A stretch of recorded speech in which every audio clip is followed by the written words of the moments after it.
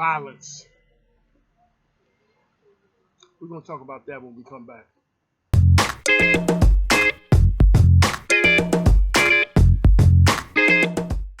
This is Rob Bell. This is Rob Rant. Violence.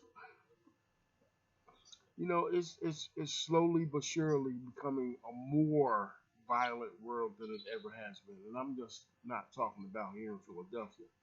I'm talking about all over the world. You know, Philadelphia is and has been violent for as long as I can remember.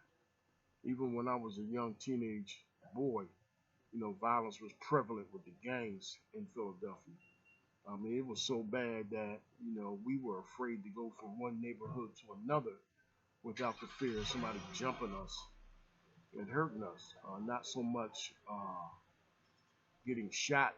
I mean, gun violence wasn't as prevalent then as it is today, but we certainly were afraid of getting jumped or moved on, as we called it back then, and getting your ass whooped severely.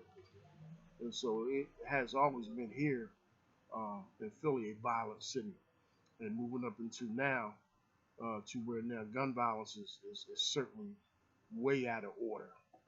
Um, but violence is prevalent all over the world.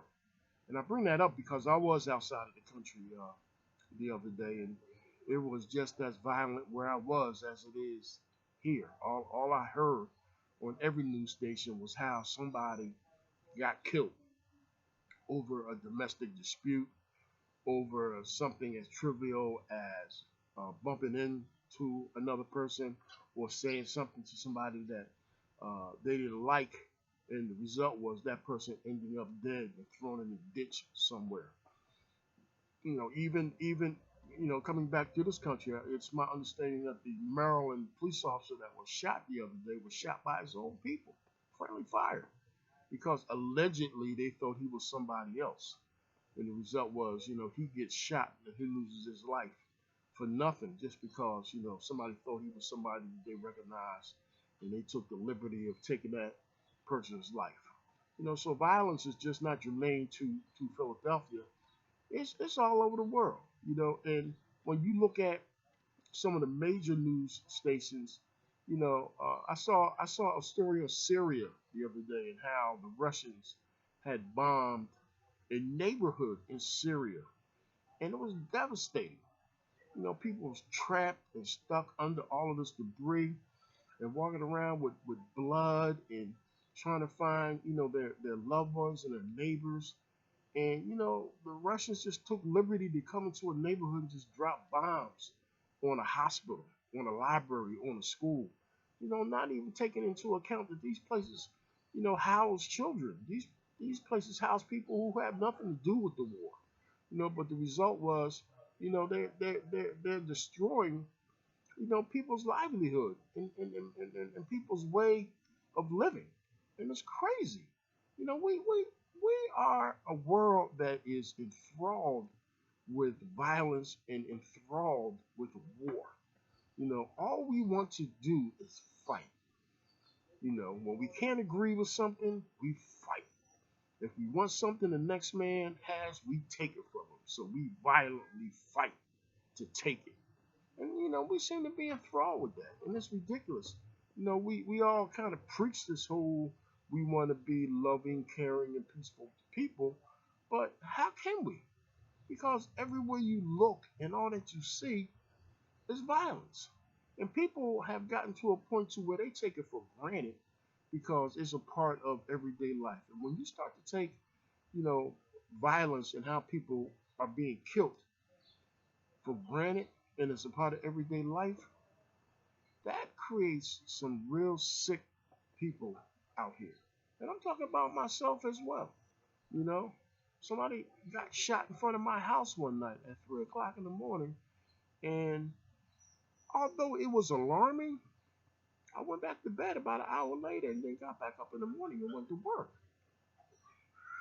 I mean, that's devastating. You got guys that come back from the war that see people get killed, and they come back with a post traumatic stress disorder because and continually see people killed. I know when I was a police officer, and I would see, people killed uh, almost on not so much on a daily basis, but frequently. At some point, it started to affect my psyche.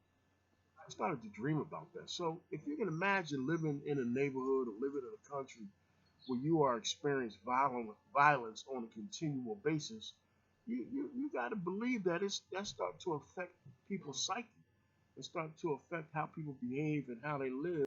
You cope with it, but somewhere in your psyche, you begin to realize, well, maybe that's the way that you should deal and respond to situations when they don't go in your way.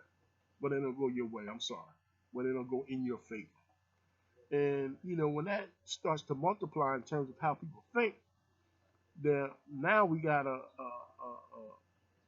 group of people who respond to situations through violence. We got people out here want to buy guns.